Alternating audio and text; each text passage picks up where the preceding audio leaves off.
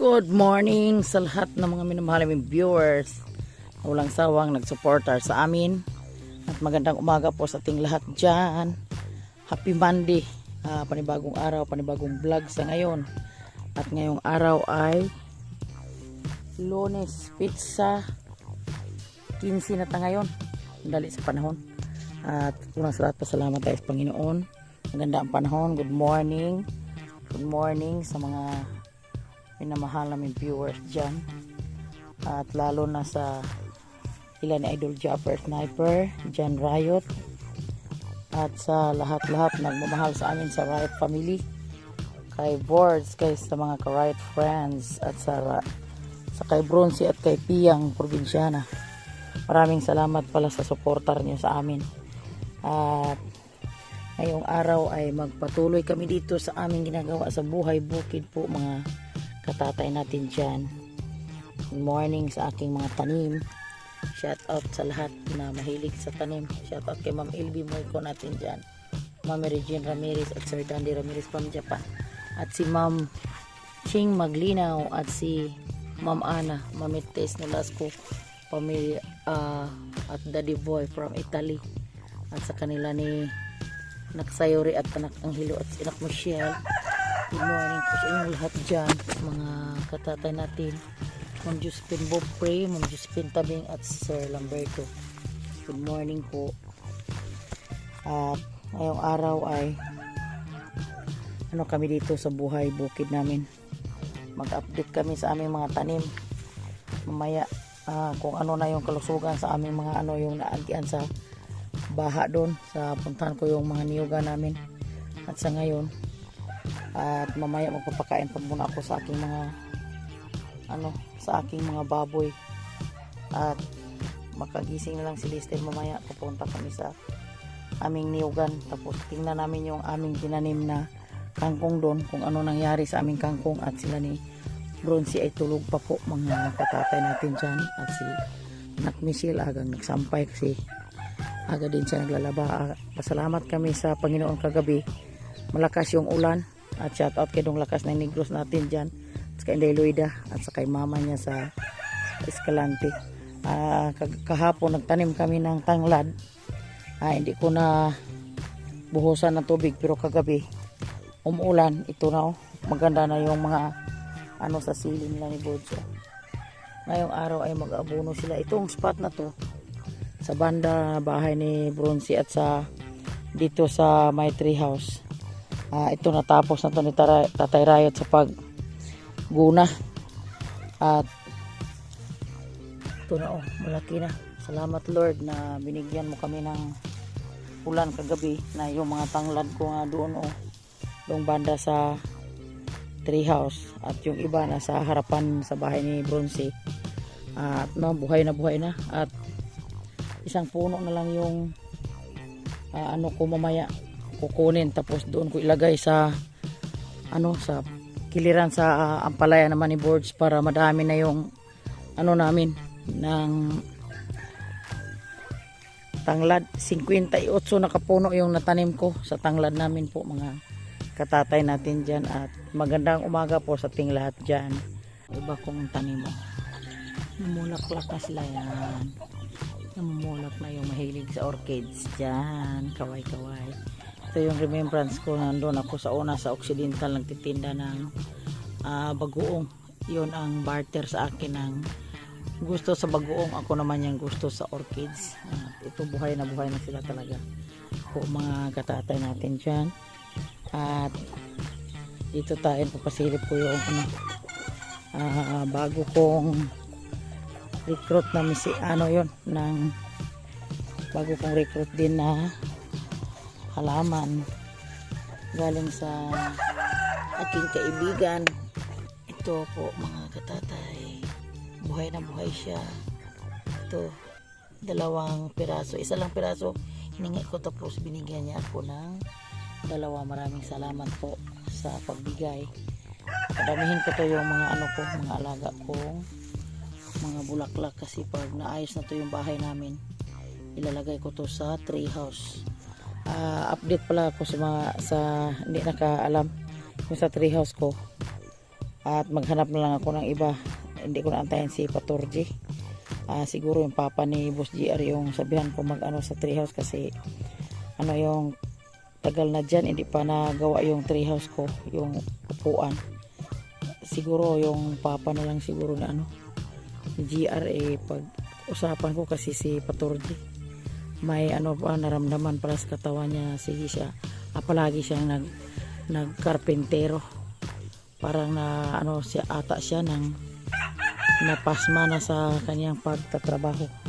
Nagkita kami sa isang araw, ano daw siya may naramdaman, nag-ano siya pa ng gamot sa ngayon po mga katatay. Abang-abang lang sa mga ganap namin dito sa aming bukid.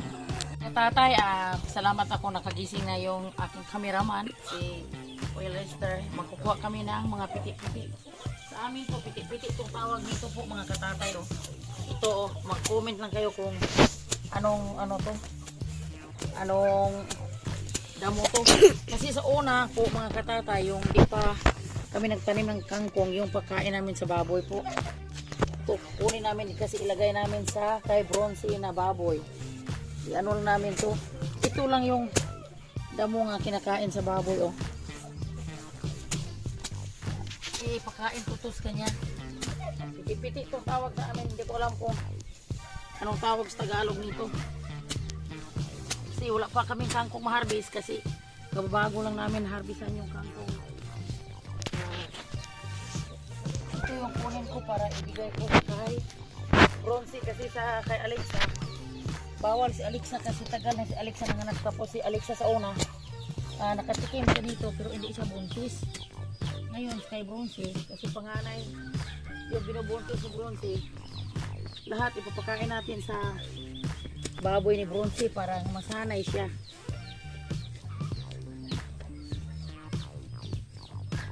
Sini nainay nanay riyot pang pista na siyangan. Malapit na pista. Sa Kalamba. Oo. Advance sa pipi. Advance sa pipista sa Kalamba daw sabi ni Lister.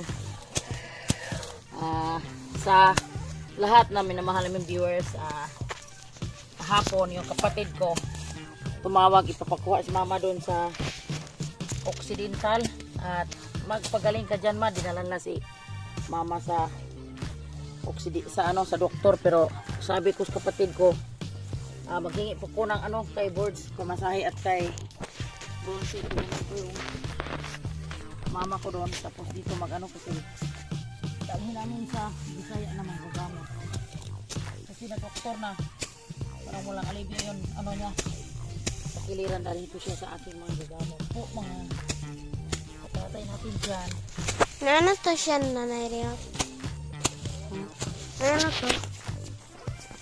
Walang putik kung nakikiliran niya.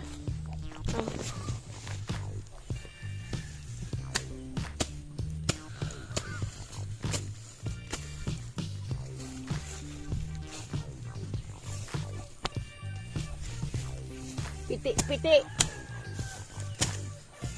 Yung host nanay riyot. Uban sa paka-paka.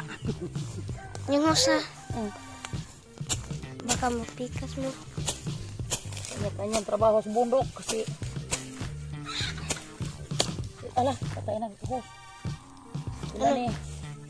Sila ni Boards nag-abonos kanilang mga sili at kamatis, at si Tatay Rayot nanguha ng pagkain ni Lambing doon sa taas. Nanguha si Tatay Rayot ng kumpay. Paalam po lang sa inyo po mga katatay natin dyan.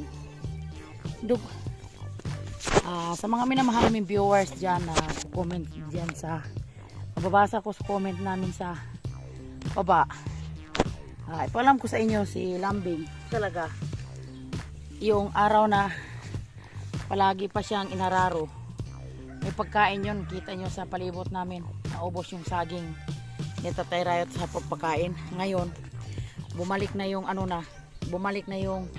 daming damo, magtataba-taba na si Lambing talaga. Mabilis kumain. Doon si Tatay Rayot, pasilip ko sa inyo mamaya na kumuha si Tatay Rayot ng doon pagkain para ipapakain ni Lambing. Balik na rin.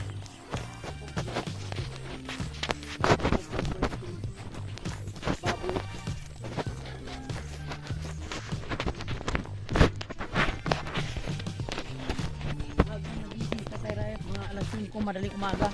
Punta siya sa kabilang bundok doon siya nagkuha ng mga pagkain sa ayot na yung ang aming napir dyan bago inabunuhan. Ito sa Desiti. Gising na sila. Asa mas doon mata na day? Aw, napagod pa si Bronzy kasi nagtinda si Bronzy kahapon ng ka. At ito yung dala namin pagkain. Ano namin kay? Sa baboy ni Dodong Bronzy. At ito yung Lalin, bigyan din natin kasi sanahin natin din siya.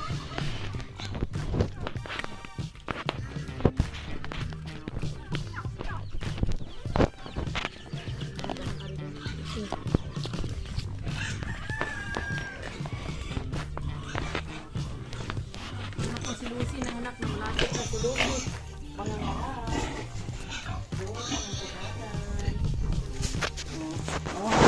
practice ka, kumain ka ng piti-piti. Oh. Yun, ang baboy ni Dodong Lister. Si Dodong Lister yung baboy, ha? Yan. Dito po tayo. Kainin natin si Bronzy ng piti-piti. Oh, magsanay ka sa piti-piti. Yan. Sanayin mo yung ano mo, kasi panganay yung binubuntis mo, yon ang pinapakain namin sa kay Bronzy.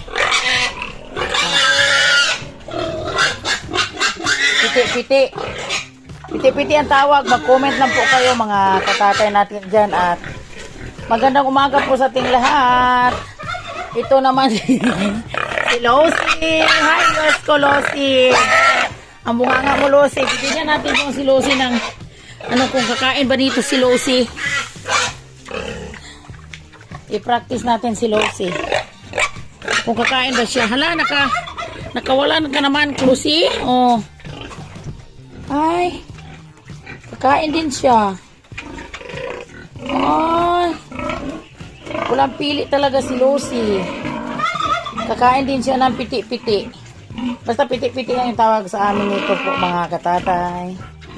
Abang-abang sa sunod na gaganap kasi nagkahiwalay naman siya sa kanyang mga katatay, patuloy kami sa aming ginagawa dito sa paligid at ito ilinisan namin to yung puno ng saging.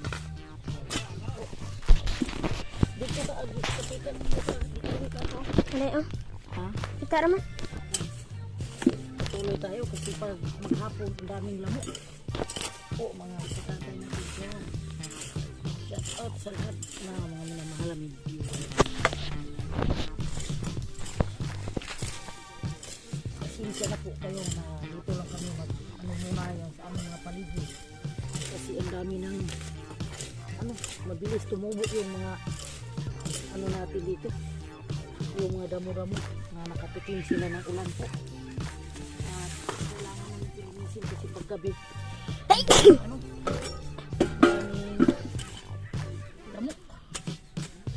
Baka walay iliga dito na nairayot, no? Kunin natin ito para Yung safe tanong, tayo. Safe yung mga bata pagkapon. baka may ahas, no? Or iklub sa ahas. Iklub sa ahas. Walang lamok. So, mga katatay. Mawala yung no? Nanay-rayot, no? Yung sagbot, no? Baka mayroong ahas. Ang mga damo. Oo. Sa una, sobrang linis to kasi walang ulan. Pero pag na yun. Sa panawagan ko pala kay Idol John Rayo.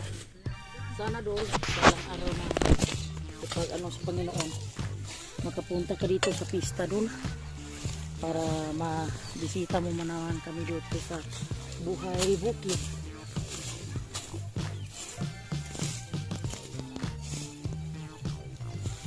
Natin to kasi May sundang, dito oh. yung mga malunggay natin na ito yung mga malunggay namin na, yung una kong tanim. Oo. Na, May bisbisag tubig na nairayot. hindi naman yung pagbisbisan ng tubig kasi na yun, nakatikim na ng ulan. Oh. Mga Tatay. May buhit dito. Parang walang lamok paggabi. Kasi kagabi hindi ko nakaano kayo masyado tulog kagabi. Ang daming lamok. Ulan kanina kabi eh.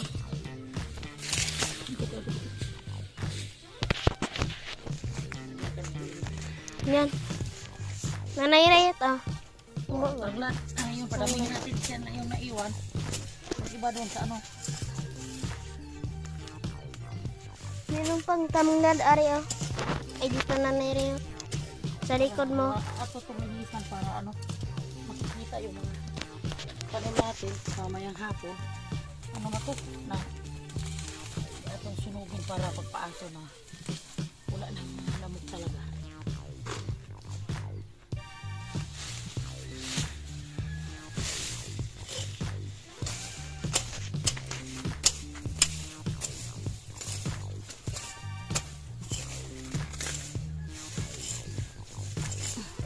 Parang mulay ahas yung paligid namin. Diba Nanay Rayet no? Maganda ang panahon ngayon kasi sobrang init. Yun, makapagusto tayo ng paglinis at yung mga paligid. Ito yung kanyang ginagawa dito sa Buhay Bukid. Buhay Bukid probinsya. Sa mga nanay dyan na masipag, walang ibang ginagawa. Wala tayo. Ikot-ikot sa ating paligid. Ito krepito.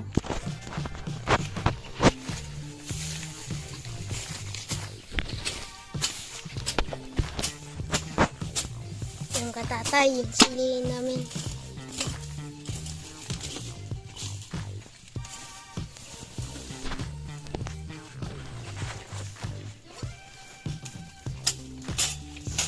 Yan. Minsan Nanay Rayet.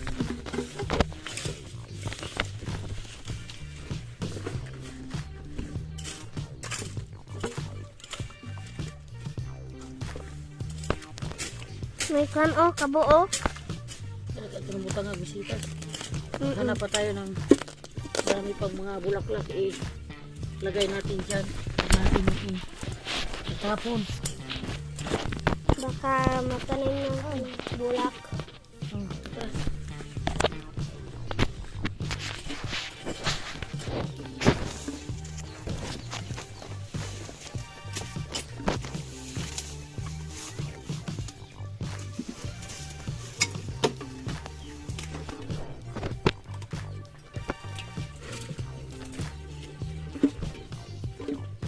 Ilagay natin kasi sa sako mamaya yung mga ano. Yun, taniman natin yung bulaklak yun. Lata at saka parang ano, budget sa kaang. Taniman natin. Ito ialagay natin sa sako mamaya. Yung mga bote para hindi mabasag.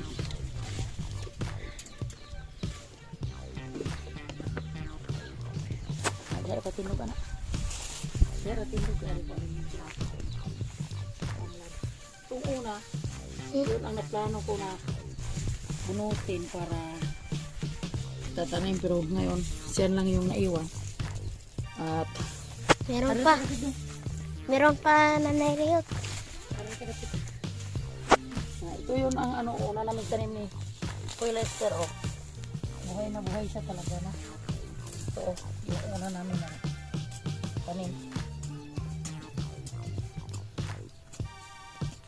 Yun ang pinakauna.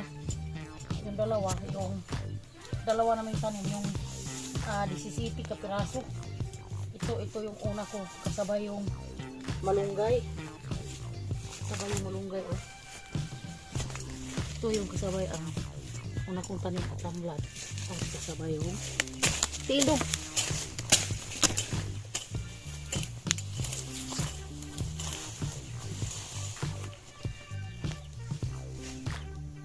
Parang mag-ikot tayo sa ano, wala ng mga damo-damo. Ang mga bulaklak ko oh. Ano natin to? Tanim. Ito sila nila.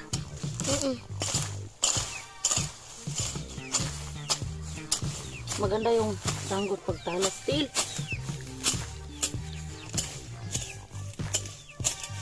Mamayang hapon, paaso tayo nito.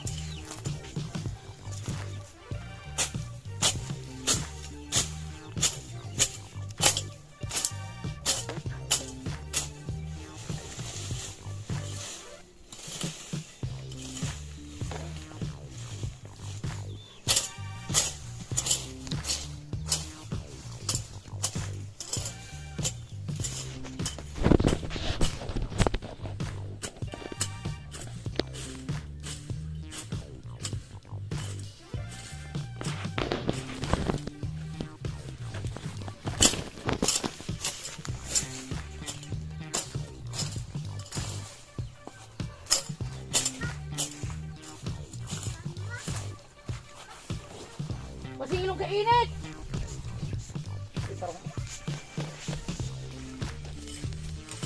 Yung tanong mo na nairayat, no?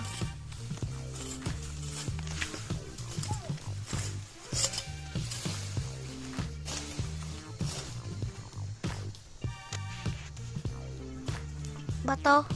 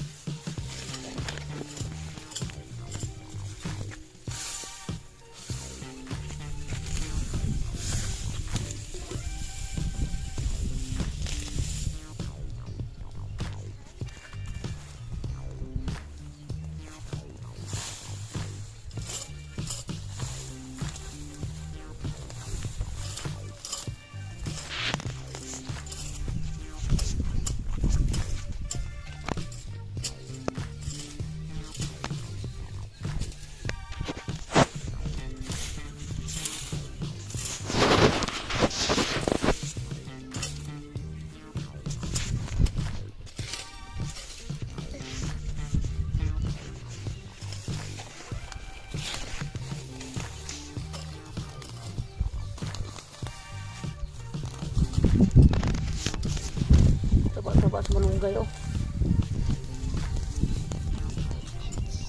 Napasilip ko sa inyo kahapon ay buhay na buhay na. Ito na yung kuna pulukbukan. Iba na nairayat yung malunggay. Makuha niyan sa mata, no? Vitamins yun. Magtanim tayo ng dami. Hala, na ano yung uy, sayang naman sa tanglad ko. Na ano, apakan.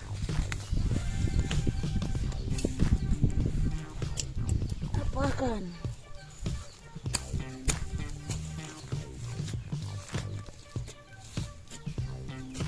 May battery, oh.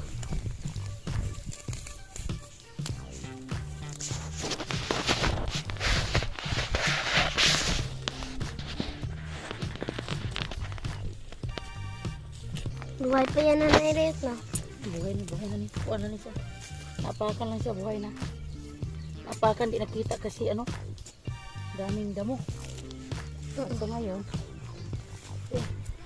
Meron pa, oh.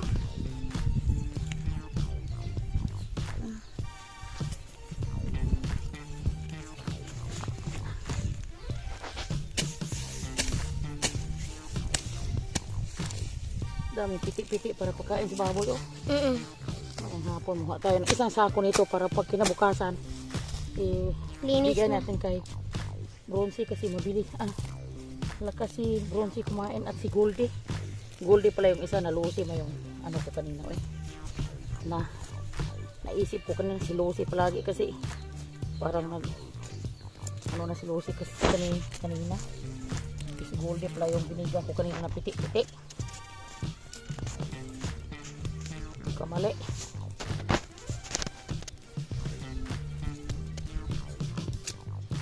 Tapos na kami sa paglinis sa puno sa mga tanglad.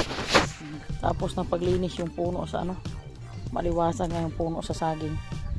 At ito na lang yung isang puno na ititira natin para pangkuha natin ng para panglamas pag may magkatay tayo ng manok po, mga katatay natin dyan kasi bawal na sa atin na maghingi pa tayo na may taniman tayo. Isang puno lang yung natira.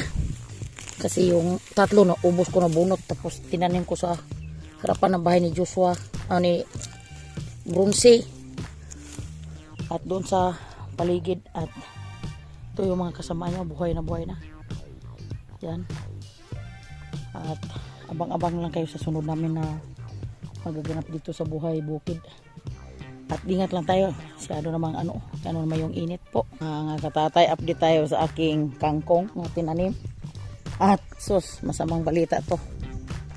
Yung nakita nyo sa una naming vlog ni Tatay Rayot, dito ay yung swimming pool, nasira yung isang gabi na malakas yung ulan.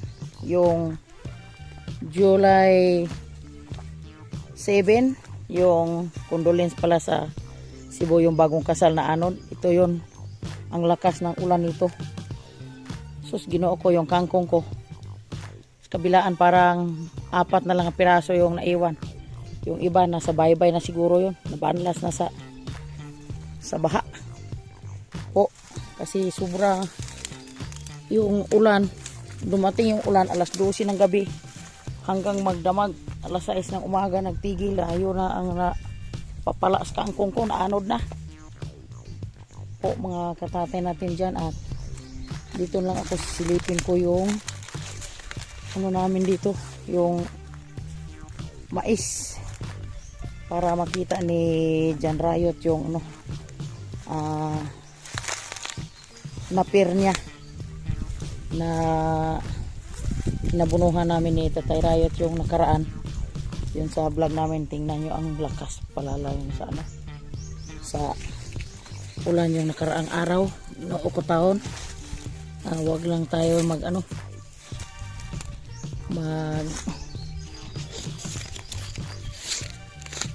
ingat-ingat lang tayo sa ating dinadaanan kasi sobrang hirap.